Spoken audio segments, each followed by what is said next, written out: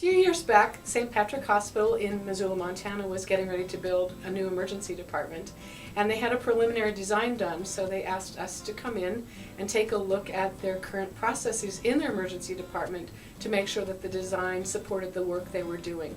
So we did a complete analysis of the emergency department. We looked at their staffing patterns, we looked at their room utilization, we looked at the flow of the different kinds of processes they were doing, and did a report that gave them enough information so that they could tweak their design and make it really work for them. I mean, we knew that it had been 25 years since this ED had anything done to it. It was in 1984. In 1996, we started having conversations about expanding the ED. We finally moved in 2009. We came in at the time requesting that funding right before the bottom fell out of the market. If we would have been 6 months later, we would still be in the old ED right now. I'm confident that would have happened. So timing was everything. We didn't go by saying that we need to live in here for 20 years. Is that reality? Probably. We really looked at expanding this department to go up to about 40 to 42,000 visits.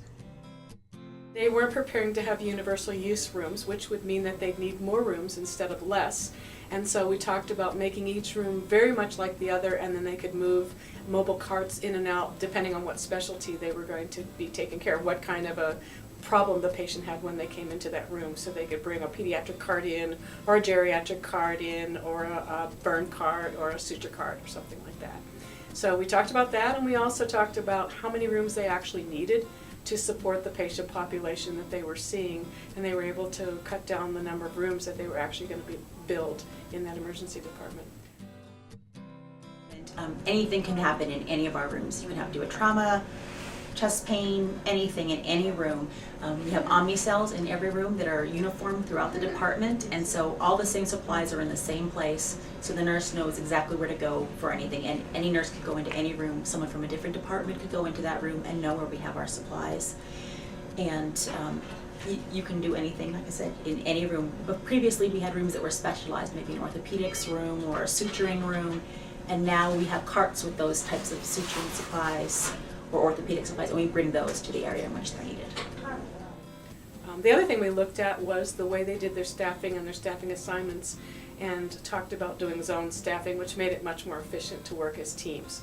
And that's worked really well for them as well. So they have a beautiful emergency department right now.